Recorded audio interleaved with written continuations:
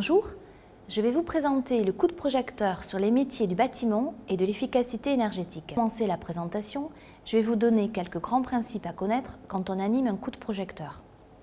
Un coup de projecteur, c'est un outil de sensibilisation à un secteur et des métiers à destination de tout public. Il peut amener ce public à considérer autrement un métier et un secteur et à se dire pourquoi pas moi. Il peut alors donner envie d'aller plus loin dans la recherche d'informations et de découvertes. Un coup de projecteur est composé en général de 3 à 5 ateliers. L'objectif de ces ateliers est de permettre au public de s'approcher, de manipuler, de toucher, de réaliser un geste professionnel. 3 à 5 panneaux d'information complètent ces ateliers.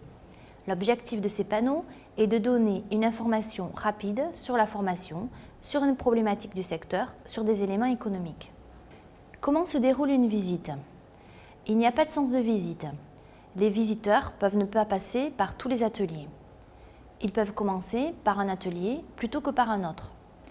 C'est à vous, animateurs, par rapport au nombre de visiteurs, par rapport au public que vous accueillez et par rapport aux objectifs que vous êtes fixés, de déterminer comment vous voulez organiser votre visite. Néanmoins, tel que le coup de projecteur a été conçu, nous estimons la durée de la visite à 1 heure en moyenne, soit environ 10 minutes par atelier, et ce pour un groupe de 15 participants maximum. C'est parti, je vais vous présenter les panneaux d'information sectorielle et les ateliers. Le coup de projecteur sur les métiers du bâtiment et de l'efficacité énergétique est composé de 3 ateliers, d'un jeu interactif et de 4 panneaux d'information sectorielle. Les panneaux d'information portent sur l'efficacité énergétique dans le bâtiment, des compétences métiers spécifiques à développer ou à renforcer, l'efficacité énergétique et les pratiques professionnelles, l'efficacité énergétique et l'emploi. Atelier pont thermique. 4 participants maximum sont conseillés. Contexte: le participant est un professionnel de l'isolation. L'objectif est de prendre conscience de l'interdépendance entre les différents métiers du bâtiment, du vocabulaire technique employé, des normes et réglementations à connaître en matière d'isolation. La manipulation. Le participant constate les brèches d'isolation, appelées aussi pont thermique, à l'aide d'une caméra thermique. L'écran relié à la caméra affiche la température en tout point de la maison.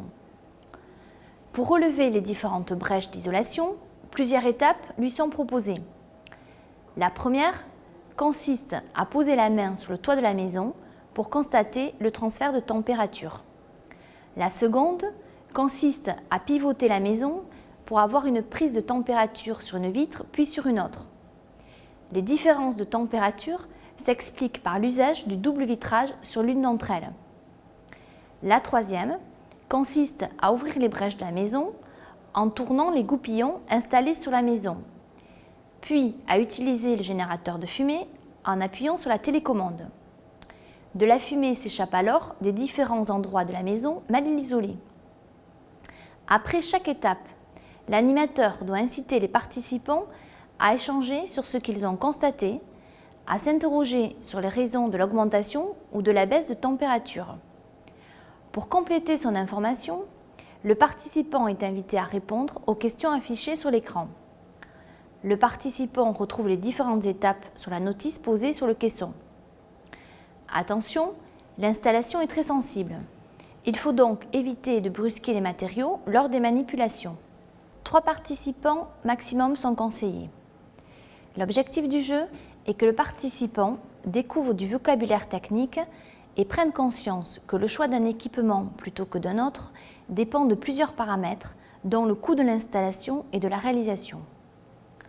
Le jeu consiste à rénover sa maison pour la rendre la plus écologique et la plus confortable en choisissant les solutions les mieux adaptées. 2 niveaux, débutant et expert, sont proposés aux participants. L'animateur doit inciter le participant à choisir dans un premier temps le niveau débutant. Une fois le choix effectué, le participant dispose d'un capital de 3000 points à utiliser en 10 minutes. Le système fait décroître automatiquement le capital en fonction du coût des solutions choisies. Le participant doit essayer d'atteindre le niveau A des jauges d'éco-énergie et de COD pour gagner la partie. Il faut préciser aux participants qu'au-delà de la partie ludique, il est important de prendre du temps pour lire les messages, comprendre les commentaires qui sont liés aux solutions proposées. Une consigne posée sur le caisson permet de s'approprier le jeu. Atelier La maison intelligente. 4 participants maximum sont conseillés. Le contexte, le participant exerce le métier de plaquiste. L'objectif est de prendre conscience de la diversité des matériaux utilisés par le plaquiste, de la nécessité pour lui de suivre et de connaître les différentes normes d'isolation et de la nécessité d'appréhender les nouvelles techniques de pose et de connaître les nouveaux matériaux. La manipulation consiste à mettre en place, sur un fragment de structure représentant une construction bois, les différents éléments, intérieurs et extérieurs, qui constituent les murs de ce type de bâtiment.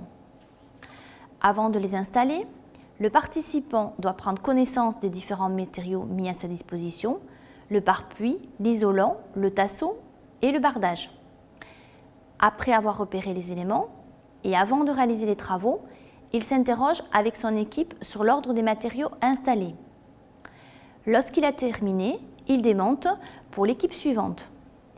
Le participant trouve dans la consigne papier posée sur le caisson les définitions des différents matériaux ainsi que les différentes étapes à suivre. Atelier le panneau photovoltaïque. 4 participants maximum sont conseillés. Le contexte, le participant exerce le métier d'installateur de panneaux photovoltaïques. L'objectif est de comprendre que l'on ne s'improvise pas installateur de panneaux photovoltaïques. Bien souvent, ces professionnels sont d'abord des couvreurs ou des électriciens. C'est également de comprendre que dès la conception d'une maison, les professionnels doivent tenir compte de l'orientation de la maison. La manipulation, elle consiste à poser puis à retirer des panneaux sur le toit pour permettre de mesurer la production de courant électrique. Puis, à mesurer à l'aide du multimètre les volts et les ampères du courant émis grâce aux panneaux photovoltaïques. Et enfin, à tester la production de l'électricité du panneau photovoltaïque grâce à l'hélice en tirant sur la poignée pour faire varier l'inclinaison par rapport au soleil. Les différentes étapes sont spécifiées sur la notice qui est posée sur le caisson. Enfin, le participant répondra aux questions qui sont posées sur l'écran.